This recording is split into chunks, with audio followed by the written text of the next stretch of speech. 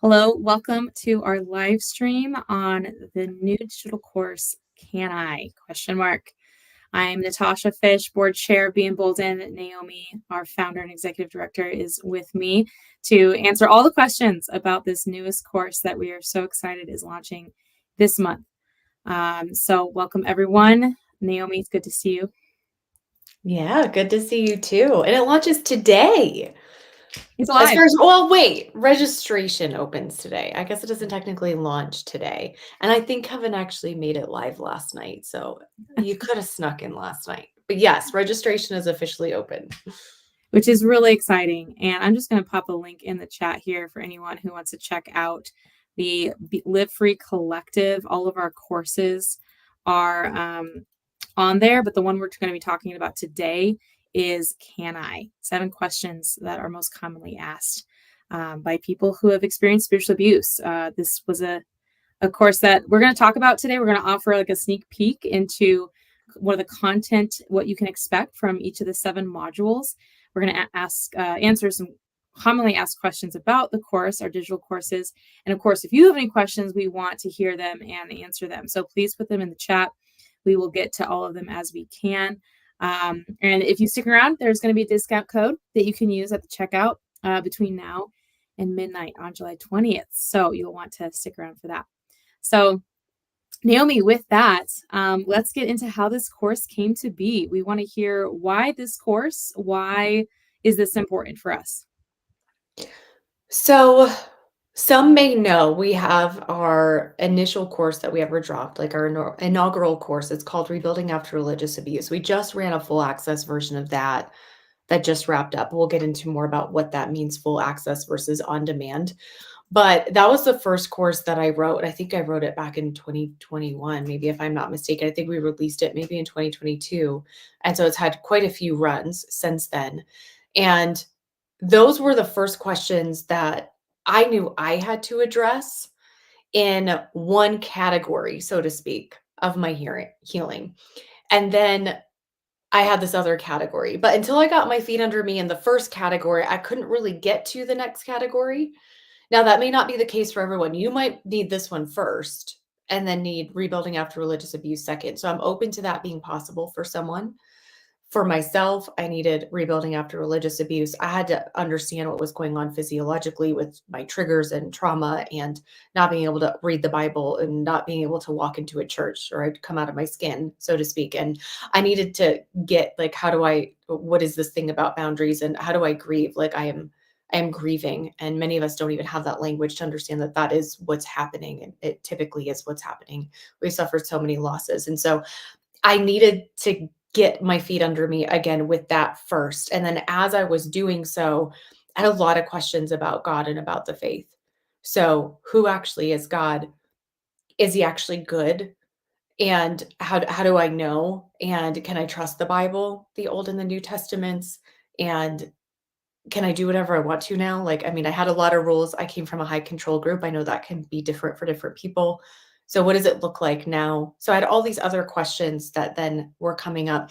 And I noticed as I was growing programs and services for Be Emboldened, I was seeing others go on that same journey that I had gone on. So pretty quickly after launching RARA, as we call it for short, I knew that we needed to address these questions in a way as well that went beyond the limits of one-on-one services. So we meet with people one-on-one through Be Emboldened. We also meet virtually as groups through Be Emboldened. I knew that I needed to get beyond what we can run into sometimes for time zone constraints, financial barriers, budget barriers that, one-on-one is just comes at a higher price point than being able to create something in a digital course where we're able to get it out there without those struggles that can come into play, as well as without someone having to talk one-on-one if they're just not ready to do that. If there's like, no, I kind of want to sit in the comfort of my own home and I want to go through this information. I want to do it at my pace. And I'm just not ready to talk to people about this. And so it's a way for people to not have to. I wanted to create options for everyone wherever they're at. So there's different ways for people to get support and start moving forward in the direction they want to go. So Can I came out of that. It came out of these 7 questions are so common for anyone who comes to be emboldened who is curious about the possibility still of Christianity. They may not be Christian. They might be pretty adamantly not, but still have kind of a, well, maybe it could be possible. We also have a lot of people who are very much seeking, who are like, I believe God's real, but I'm so hurt and I'm struggling with where he was in all of that. And again, how I live moving forward. And so I'm just trying to get my feet under me. And Be Emboldened's approach is that we want to equip people with the knowledge and the tools so that they can further investigate on their own. So this is not a course where we are telling you all of the answers to everything. We're giving you information and we are resourcing you to be able to consider for yourself, be able to think well, and be able to further investigate. And we certainly give recommendations and ideas for kind of places you can go and things you can look into, while very much respecting the journey that you're on, and happy to, of course, to have one-on-one conversations too. Sometimes we do have people who go through a course who then reach out and they desire a handful of one-on-one sessions with a mentor, because there's some stuff that came up that would be helpful to be able to hone in on a bit more. But our full access version also gives us some extra. So Natasha, I'm going to go ahead and mention that because I am really excited that we're launching in this way. We have not done this before. So RARA, we just ran through with the full access version. We didn't have that. That wasn't a thing when we initially launched RARA. We used to just have one Q&A live with myself at the very end of the whole thing. And so what we just piloted, and I loved it, we had a Q&A every single week for the whole 7 weeks. And so we're doing that again for this initial launch. Again, KNI's brand new. No one has, not no one has seen the course. Some of us have vetted it. We, have been a part of it, but it has not been released to the public yet. And so we're launching it for the first time with the weekly Q&A every week for the 7 weeks. And we'll get into more because you have the course longer than that. But Michael, my husband, and I were, well, and should I pause? I could just do this whole thing probably because I won't. Yeah, why am I here? Probably just keep going. I'll mention this piece and then I will pause. Natasha, you're being very kind. Thank you. So this course, the other piece for how it came to be is, so all of what I just said stands, but I was also finishing up my master's degree at Denver Seminary. And I had two choices. I could write a really long, awful paper. You can tell how I felt about that, for my thesis project for my master's, or I could do an actual project. And so I made this my project. I wanted to write this course as my project. And something I love about that in retrospect is that it was vetted by scholars. It was vetted by people who write books and teach at seminary and all of that. And I got an A. So it's good to go. And then my husband stepped in and helped me convert to finish it off to really be a full-on course, where we then went and recorded it outside of Atlanta, Georgia in March of 2024. So over a year ago, we sat down and recorded this with myself and 3 other real life survivors. And so that's the other piece of how it came to be. So this was actually something that I had to pay to do. I had to pay for the credits to be able to write this course. And then finished my degree with it. So yeah, it was my final project for my seminary degree, which was cool. That is really cool. That's really special. It's really unique. And hopefully it provides some confidence for those who are questioning, which is what we want to welcome, not only in general with being emboldened, but definitely this course. It's literally the questions that people are asking who are coming out of really tough places. So we're going to go through each of those modules and talk about kind of what to expect for each module. So you can determine, is this something you want to know more about? Would this address some of the questions that you are struggling? And would you like to participate in that? We do have a question in the chat that I'll bring up when we talk about module 3 and 4, because that's really relevant to those modules. But we'll start with modules 1 and 2, which are actually both titled Can I Trust God? But it's a part 1 and a part 2. So the first part deals with God's attributes. So if you're questioning whether or not you can trust God, what do we need to know about God's attributes? Sure. So I'm going to start with, I really struggled with which topic to cover first for this course. So talking about who God is first, or talking about the Bible first, because we use the Bible often to talk about God, not exclusively, We don't exclusively, and we don't need to exclusively. But I was really torn on where to go. And it was kind of funny when I was piloting this course, we still, even with the feedback, it was very like, well, maybe this one first, and then some thought maybe the other first. So it was interesting kind of choose where to start. But I decided that, well, if we don't start with the possibility anyway that God is good, I don't know that we're going to care about the rest. So I decided to start there. So that was the reason. And in this first module, we're going to consider the existence of God and what we can know about his attributes and his character. So the group conversations on this topic and all the topics are absolutely incredible. So our team of survivors, they are vulnerable, they are transparent. Like, this course would not be what it is without them. It would not be the same if it was me strictly looking at the screen and offering education. That is needed. It's important. It is absolutely an element of the course, but what makes it what it is myself sitting down with, in this course, it is Carla, Blake, and Kelsey, and actually interacting. They all come from different backgrounds, different spiritual abuse backgrounds. They all have different stories. They experience spiritual abuse in different ways.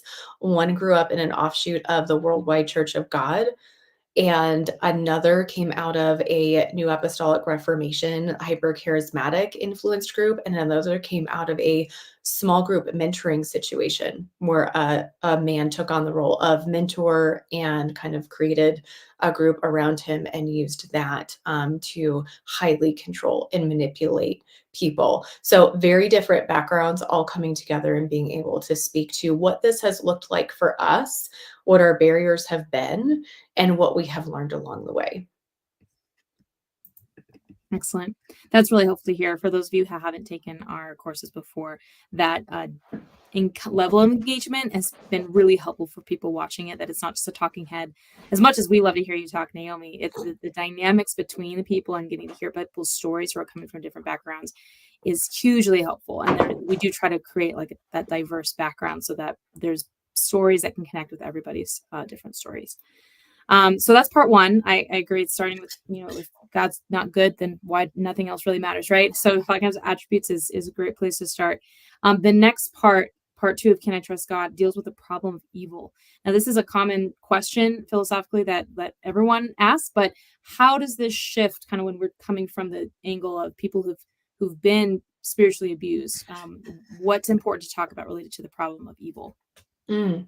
Thank you for asking it that way, because these topics and the way that Be Emboldened is approaching them, it's different. So we can talk about the problem of evil. You can Google the problem of evil. You can listen to incredible people talking about the problem of evil. The way it's being talked about, though, is not quite the same. There's a nuance to it when we have been hurt in the very name of God, when it's been attributed to him in some way, that is actually his goodness, that is actually a reflection of his character. It gets muddy in a way that it doesn't get muddy in some of the other conversations that we have. And so, Be Emboldened, we're approaching it from these are not, they're not, it's not quite the same. I would put it this way. It's not the same way of talking about these questions. It's not that the answers are totally different, but the way in which we're approaching it and talking about it is different, and it really does make a difference.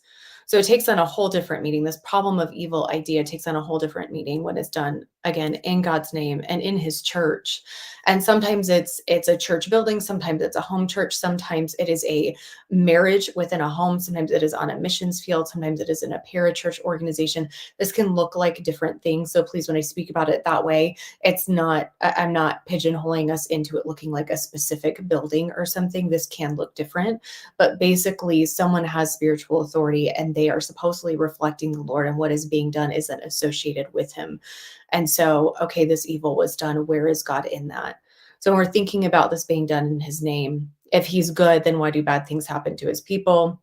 And this is one of the biggest questions, of course, that comes up, like you said, Natasha, not only within spiritual abuse, but with that added layer of it being attributed to him in some way, whether directly or indirectly, because it's not always done directly in his name. Sometimes we know that's the association because of the position someone holds or the impression we have of them or that they say we should have of them.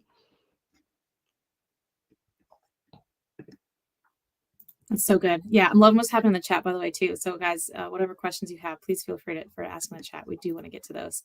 Um, Great. That's really important. So, module 3, which I'm just going to talk about module 3 and 4 as an overview first, of just saying they're titled "Can I trust that Jesus is God?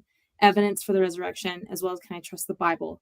Evidence for the Old and New Testament." And why I want to bring that up together is because we do have a question we got about someone who is questioning whether or not Christianity is true and if the Bible is reliable. And what this person wants to know is not just the Christian apologetic response, but really what are the very real criticisms against the reliability of the Bible, and maybe of Jesus and the resurrection.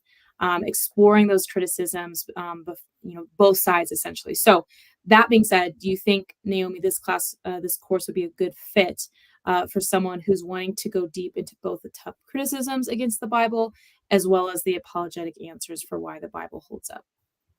Yeah, absolutely. So, in general, myself, therefore be emboldened, we do not shy away from those hard questions. They are such good questions. I'm really glad that you're asking them. First, I just want to applaud you for that. To even allow yourself to be wondering and asking can be a really big deal depending on what your background has been. So I'm not going to project that on you. Maybe it doesn't apply, but I know it can apply for many of us. And so I'm glad you're allowing yourself to ask and to look into those answers. So we do talk about those things in this course. We talk about the objections. We compare to other worldviews as well, which I think is really fun. So we're comparing Christianity's answers to the answer of, I think it's 3 other primary worldviews, if I'm remembering that correctly. And so we do a little comparing and contrasting as well, just so that people can kind of get a footing of, oh, okay, like what are the other kind of primary worldviews saying about this? And then again, you can go research that more if you'd like to do so. So yeah, we're going to talk about those things. And we also bring up like, okay, the the Council of Nicaea, I mean, there's a lot of controversy around that sometimes. So, okay, like what's going on with that? What about these, errors that we're seeing in how something has a scribe has copied from copy to copy to copy, where we see some of this going on? And it's like, okay, what's the reality of that? Does it affect theology? Does it affect doctrine? Like, how do we approach these considerations? So all of that is really, really important. And you're right, Natasha, that's primarily going to come up in modules 3 and 4. So when we're talking about, can I trust that Jesus is God, evidence for the resurrection? Essentially, if the resurrection, oh my gosh, if you guys knew the blooper that I have for that word, you would be dying that at least I didn't say it the way I did in the blooper. But for anyone who does go through the course, if you go to the Q&As, if you attend, you don't have to. You might be able to convince me at the end to show you the blooper reel. The blooper reel for all of these is just wow. So there are blooper reels. They are not publicly out there, but they are pretty hysterical. So if you've gone through the course and at the end you're like, okay, final Q&A, Naomi, please can we see the blooper reel? If we've established a safe place, I will show it to you. Okay. So if the resurrection is false, the gospel is also false, and we all need to move on. Like there's just nothing left to see here. And so it's really important for us to take a look at the evidence. So with this being said, in module 3, we talk about the evidence for the resurrection, including, again, various Christian and non-Christian sources that confirm the existence of Jesus. So we're looking at both, because if it's all just the Bible that's confirming it, I don't know. I'd have some questions there. I think some questions there would be fair. So we're looking at non-Christian sources as well that confirm Jesus's existence. And one of my top 2 favorite pieces of evidence for the resurrection is the fact that over 500 people claim to have seen Christ after his death, as documented in 1 Corinthians 15:3-8. But there's also corroborating evidence elsewhere to varying degrees, which again, we'll talk about. There's this counter argument, though, that this may have been the result of a mass hallucination, but even the field of psychiatry and psychology, so we're going to our medical scientific fields, like they would disagree with this. So there's a quote by Lee Strobel. Some of you may be familiar with his work and his books. And it says, I went to a psychologist friend who said, if 500 people claimed to see Jesus after he died, it was just a hallucination. Lee really did not want Christianity to be true.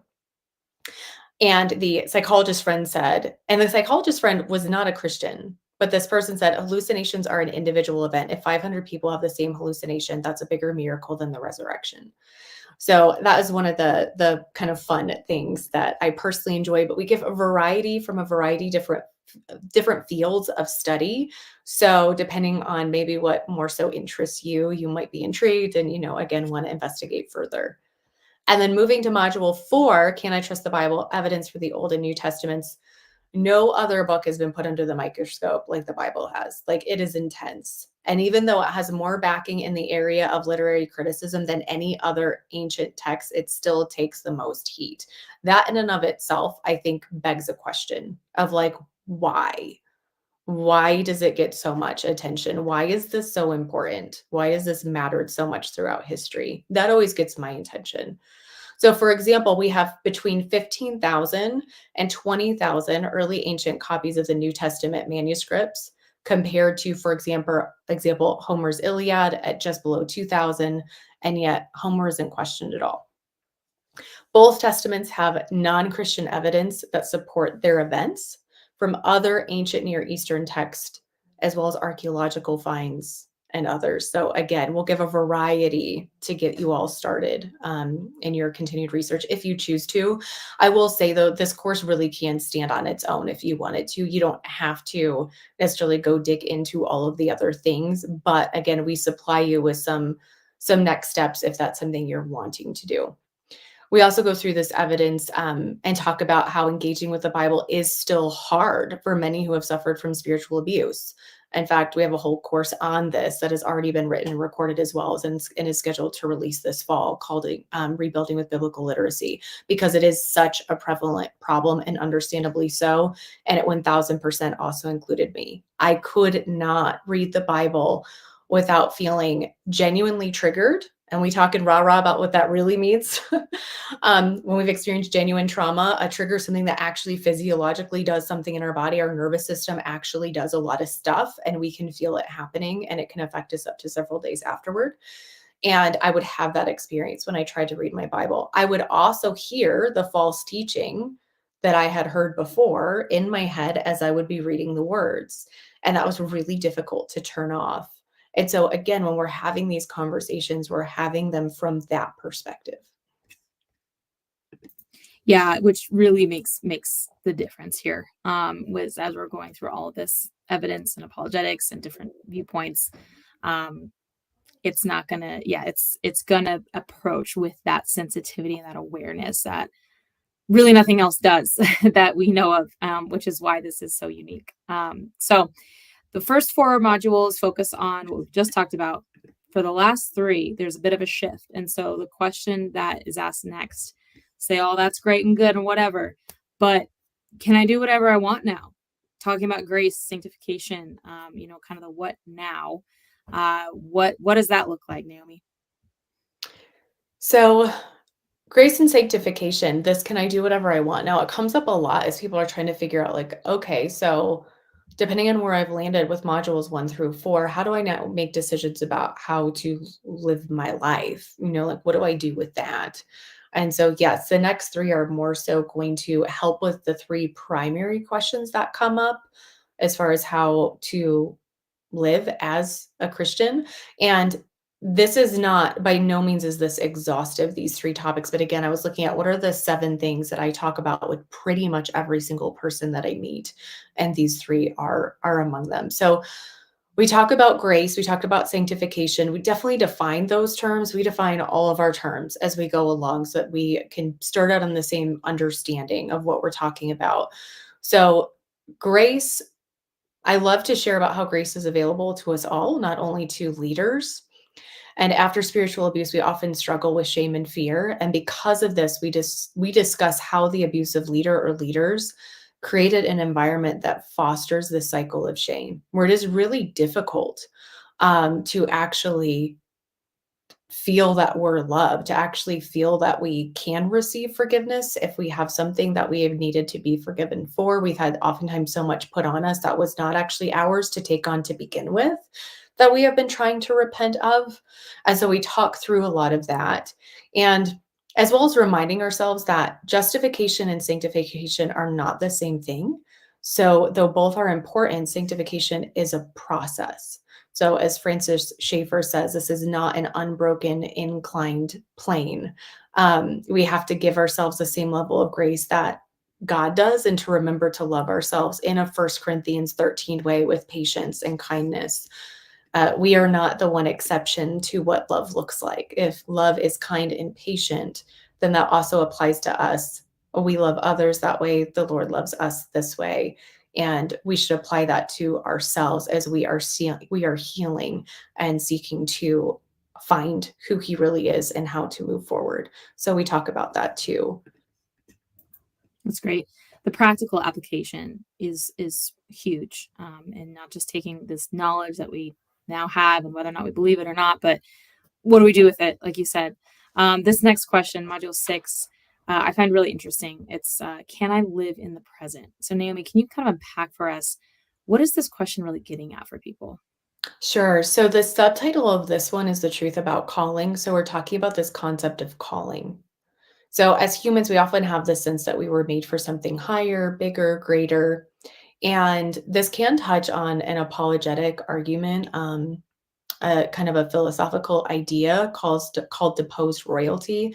And I remember talking about this with a friend of mine, Dr. G, in my apologetics class. He's a professor of the class. And he this was one that he covered in his book that's called The Brick, jokingly by students, like really thick.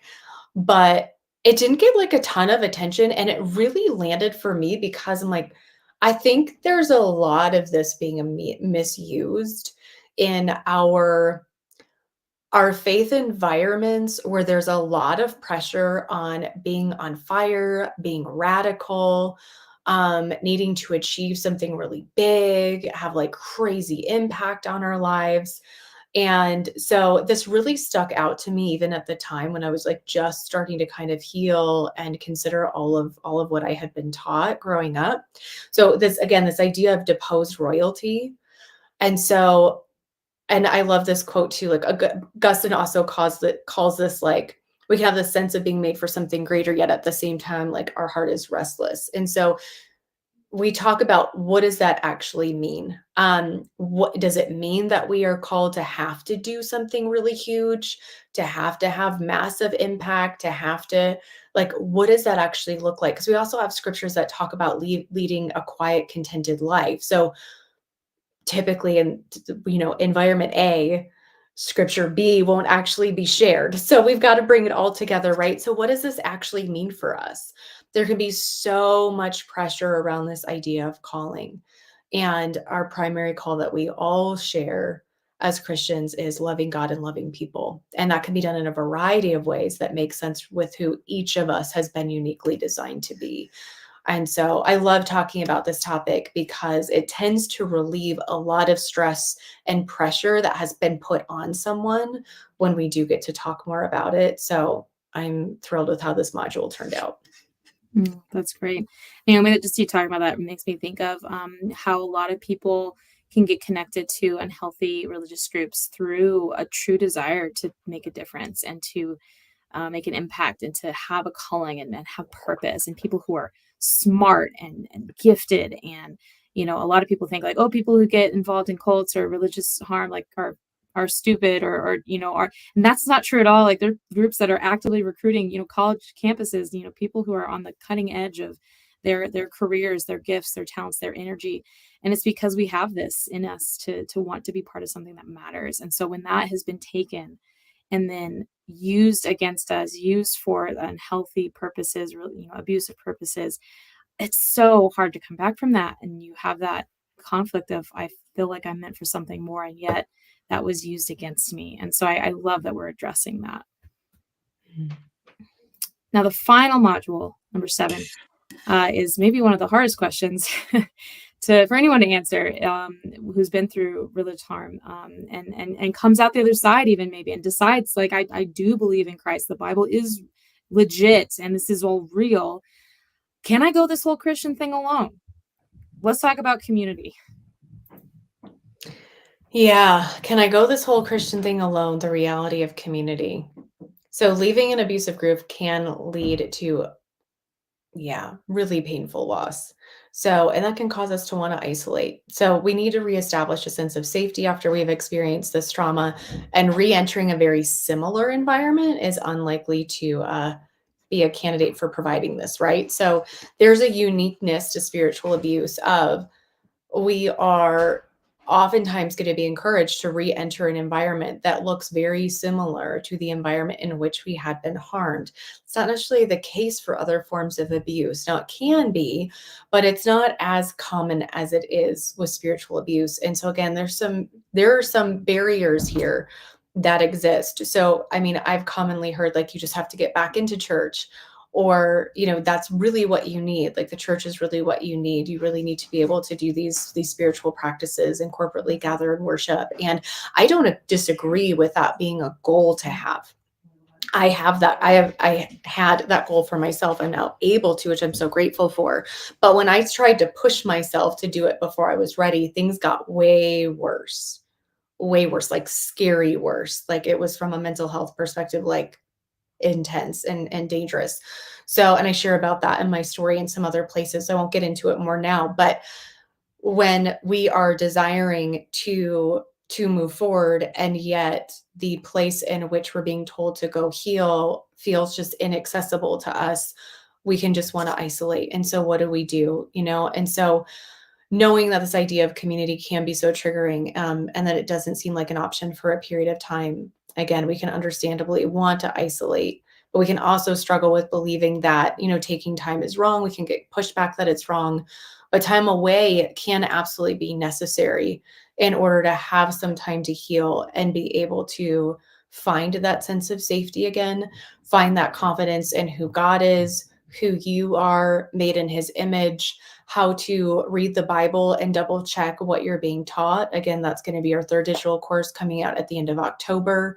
And so I have actually seen the recidivism rate is really makes a lot of sense. It's also concerning for people who do jump right back into another environment. Now, I'm not saying everyone it happens, but the rate's a lot higher if we don't have some time to get our feet under us first, because we don't actually know exactly what was wrong with that, so that we know what to step into next. And that makes sense to me. I'm like, well, that just seems like common sense. Of course, if we haven't had someone who can help us process through the harm we've experienced, what it was, what was good, what was not, what the issues are, how to kind of approach a new environment with some good questions in order to help vet in the future, it's going to be a lot harder or a lot easier for someone to try to exploit us, for someone to try to target us. Now, I say all of that, and I want to be very, very clear that the abuse is on the abuser. So this does not mean it was not a survivor's fault that they were targeted, that they were taken advantage of. What I love about this conversation and this whole course is that it lowers the vulnerability that we can naturally have towards someone being successful in doing so again. And that's empowering. And I want people to have that. So I will add really quick, Natasha, that we do know that too much isolation does inhibit healing for a trauma survivor in a couple of different ways. So we need to process the experience. We need to have what's called a contradictory or a corrective experience to the trauma in order to heal and in order to integrate ourselves back into the world again in ways in which will provide that depth and that richness that oftentimes we desire to have, that we desired to have before. So to be able to reconnect with that. And just to define that quickly, that contradictory or corrective experience, that is an experience that is different from the trauma that we experience. So when we experience trauma, we then, even though we could tell ourselves, well, I know that's not always the case, we have a harder time believing it until we've actually lived it differently. And that is an important opportunity to have. So if we continue to totally isolate versus stepping out in some low risk ways, like again, the courses, BE Plus, our month to month group where we gather with others in, again, a facilitated space with a code of conduct and all of those good things, or one-on-one mentoring, and there's other options. I'm just talking about why BE has these specific programs. We are wanting to offer people those experiences to help build that confidence again in the sense of safety to be able to move forward from there. Yeah, I'm so glad you mentioned that, Naomi. And especially just a little plug for BE Plus. If you're on the fence about that, you actually get a 15% off discount for all courses if you're a BE Plus member. And we've just heard some great things coming out of those groups of people who really get each other and can understand their experiences and getting to connect in that way. And also getting some sweet perks like 10% off merch and 50%. 15% off the courses. So I'll add a link to the in the chat just so if you're interested in that, you can check that out. But we've come to the end, kind of talking about the modules and giving you an overview of what to expect. And now's the time for questions. So we have a couple commonly asked questions about the courses and about how does it all work and what is the live Q&A and when is that happening, all that jazz. We're just going to go through those, but for anyone who has questions, please put them in the chat. We'd love to prioritize answering those. So definitely add those to the chat and we will get to them as we can. So Naomi, let's start off about talking about the times of when these courses are dropping, as well as the live Q&A. Can I sign up and take it whenever, or how does all that work? Sure. So registration is open now, and registration will close Sunday night. Technically, our webmaster has to switch it over on the 21st, and because he's traveling through Sunday. So at some point on Monday the 21st, it's going to switch over. So please just to be cautious, just to make sure that you get into the course. If you're wanting to get into the course, sign up by end of day on Sunday, July 20th. Module 1 will drop. It will release. It will become available in your portal on the website on Monday, July 21st. And then from there, every Monday for 7 Mondays, 7 consecutive Mondays, the next module will come out. So this is what's called a dripped format versus getting it all at one time.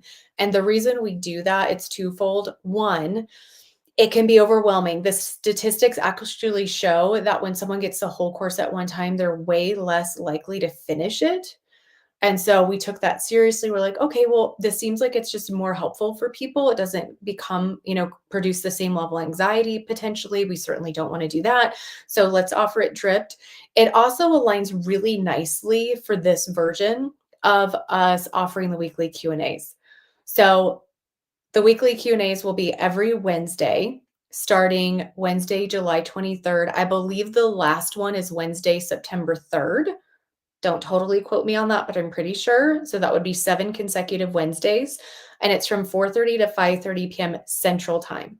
So it's for 1 hour. It starts at 5:30 if you're Eastern, 3:30 if you're Mountain, right? 2:30 if you're Pacific. It's going to go back if you're in Alaska. We have literally had people show up, though, in the middle of the night from other countries, and they have found it worth it. So this is whatever you want to do. I do not have that expectation of you. But again, the course is available, of course, across time zones. We serve internationally. I meet live in real time with people all over the world. And so do Anna and Therese, who are also on our mentoring team. So you are welcome wherever you are. I also want to mention right now, actually, as I said that, because I don't want to forget, as you are looking at the pricing for the course, and we are going to give the discount code at the end, if you are in another country where the exchange rate is horrible and that is going to be a barrier to you accessing this information, please send us an email. We want to work that out with you. We want you to be able to take this if you want to take this. Okay. So the Q&A is available to anyone who is in the course. We ask that just people who signed up are actually present, just to, again, maintain that safety of those who show up. It's not mandatory. You can take the course and decide halfway through the Q&A if you actually want to pop in. You don't have to be there when it starts. You don't have to stay until it ends. It's a drop-in thing. Pop in, pop out, cameras off, fake name, or just Zoom user. Sometimes people just have Zoom user. They're muted, their cameras off. We had, it was great this last time. We had a lot of people using the chat to put in their questions. So I was, looking through the chat as well and pulling questions from there to be able to answer for those who wanted to be, maintain privacy. For some, as we went through the weeks, they ended up having their camera on instead because they built that level of comfort. Wonderful. Do that. Don't do that. Don't show up to the first 3, show up to the 4th one. It is super flexible. It's really just, be in your car, whatever, it's totally fine. So I want that to be a time where people can show up. They can ask their questions. We answer and engage with questions up until that week. So because we know people are going to go through this at different paces. So as an example, the 7th Q&A, people could be asking questions from any of the previous 7 modules. So very flexible on that as well. Not everyone will have finished all 7 modules by the time we have the 7th Q&A. The course is available to you after you purchase it for an entire year. That also means, though, that if you do finish it, you're able to go through it more than one time. It's not one of those things like, what is it, like on Amazon Prime or something where you get a video and you're like, I rented it and you have 30 days, but when you start watching it, you have 48 hours, you can only watch it one time. No, you have it for a full year, even if you finished it. I once had someone who, by the time they sent us a follow-up, it was within like 2 or 3 months, they had gone through Rah 3 times already. And I was like, that is amazing. So great, get all the use out of it. If you're someone who's like, I prefer to skip around, there's a certain topic, that module that jumps out to me. If you want to end up skipping ahead once that has released, you're welcome to do that. I will say though, they are designed to build. So I don't generally encourage it for that reason. I would recommend going in order, but you can, and I actually had someone recently, I had a mentoring client who was like, who was going through Rah and was like, I can see actually how that order was helpful. And I'd actually encourage them to jump ahead because there was a specific topic that was relevant to their lives at that moment. But then they were like, yeah, I could totally see actually why you did it in the order that you did it. So up to you. But this is, again, this is designed for you. Like, please use this as a resource. But I'm super excited about the Q&A. One other note about the Q&A that I'll mention, again, I'm just going to forget this stuff. So I just have to keep going, you guys. Maybe I had too much coffee, but I want to make sure that I don't forget this. For our gentlemen out there, there can be a barrier at times to me being a female presenting this information. That is not my hill to die on. That is not the conversation I'm trying to have with you here at Be Emboldened. I have had incredible gentlemen come forward and be like, Naomi, I appreciate you. I love what you're doing. This is hard for me coming out of the environment I came out of. So it was really important to me in our digital courses that we also had a male who was participating, of course. And we do have that for Can-I. We have that for all of them. I also, for this content, the nature of this content, Michael, my husband, and myself are going to co-facilitate the Q&As, except for I think there's one that we know for sure we're traveling for. And so Anna Kitco on our team is going to cover that for us. And so that could happen if I end up sick. It might just be him. If he ends up sick, it could just be me. But that's something that that's not the issue that we're here to directly talk about. And so I want to relieve anyone. If that is an issue for you, you will have both of us there.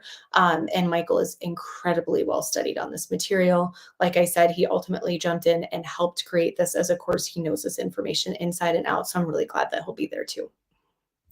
That's really special. And yeah, the Q&A is just an incredible opportunity to get time with Michael and Naomi, and it's well worth it. That alone, honestly, to get 7 opportunities to get to ask them whatever you want, like kind of questions, it makes this price point honestly like insane. So please, yeah.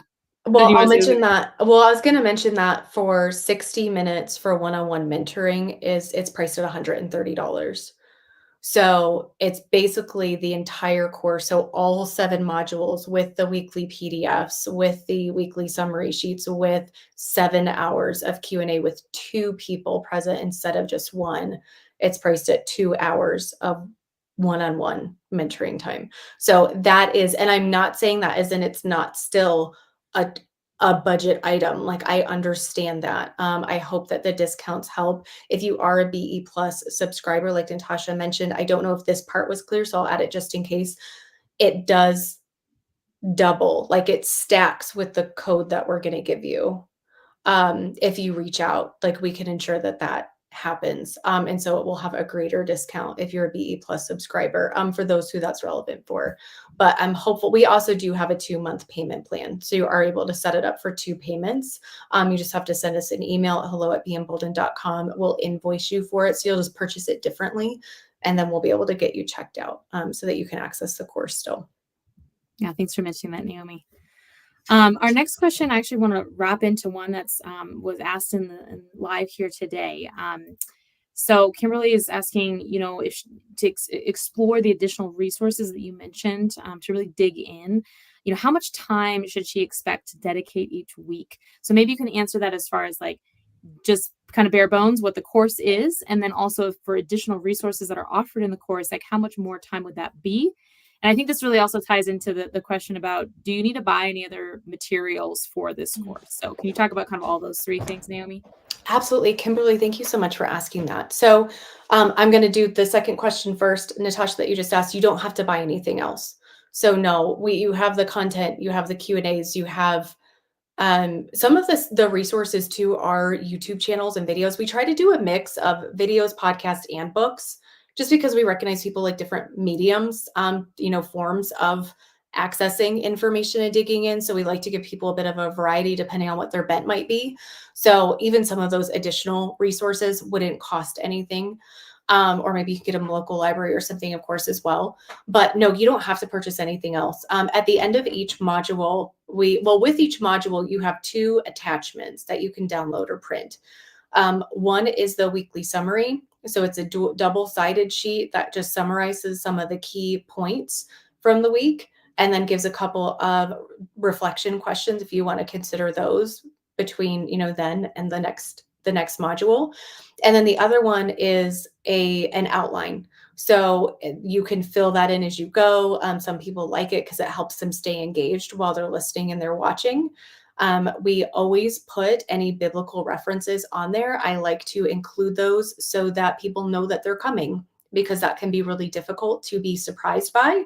And so I have them on the PDF. So if that applies to you, I highly recommend having it open. You'll be able to generally follow along and know when scripture is going to be used.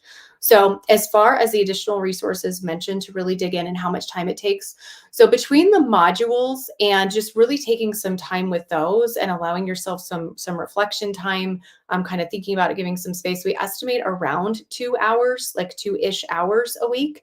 If you are wanting to dig in more, it depends on what resource you're going to choose. So if you're like, oh, I want to watch a couple YouTube videos, I mean, some are pretty short. They're like 5 minutes. You might see, if we refer you to Mike Winger, it might be 5 hours. So it just depends, on what we've linked, or what you kind of maybe rabbit trail from there. If you're reading a book, of course, that would take longer. You might want to build in an extra couple of hours a week would be my suggestion. And I also see that, Kimberly, because just allowing time to think about it and kind of like digest it a bit, but I don't want to get in the way of your personal style. Some people like they really get into it and it's like they just absorb and they just keep going. I once had a client come who was like, I had to meet with you because in the past, it was no more than 2 weeks. It may have been 1, you guys. They had binged 60 hours of our YouTube channel. And I was like concerned. I was like, "Are you hearing my voice in your sleep? Like, are you okay?" So that is someone's style. They were great. They were super healthy. It worked for their job. It was awesome. Like, there's nothing to be concerned about. Like, they were good. It was wonderful. So if that is you, carve out as much time as you want. I would say, generally speaking, though, add on to about 2 hours. I would say base for the cost would be 2 hours. Add on whatever you think you want to do in addition to. Yeah, that's great. Thanks, Naomi. Can we talk about if we want to do this with friends? So what if I want to take it with a friend? What would you advise? Yeah, so you'll see on the website that we have the course priced for individual. You can purchase it as one person. And then I think it's called couples for the other one. We could call it pairs, really. Like you do not have to be a couple. We just mean 2 people. We mean couple in like a very, literal way of more than one person. So maybe we should rename that so it isn't confusing. But if you're a pair, then you can just go ahead and just purchase the pair one, the couple one. That's super, super simple, and straightforward for you on the website.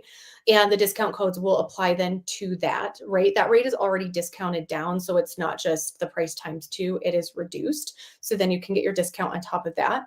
And we do appreciate integrity with that, because it enables us to continue to make these courses. It's just a big investment to do it, to fly everybody in and have all the survivors and all the editing team and all the everything that goes into it. Yeah, these 2 courses, March, April, May, June, July, 16 months. to get it out. Like, it's a massive undertaking. So, if you're able to purchase that double one, if you do again have a budget barrier, please reach out, let us know. Let's see what we can do because I want you to be able to have access. And then if you're 3 or more, it's a greater discount. So the discount gets bigger. And those details are on the website. You do have to email us though for us to set up that invoice. There isn't a way to just do it through the system. We'll create a custom coupon code or we'll invoice you, in one fell swoop if you want to have people Venmo you. So there's a couple different ways that we can go about that, but just send us an email at hello@beemboldened.com and we can reduce that down.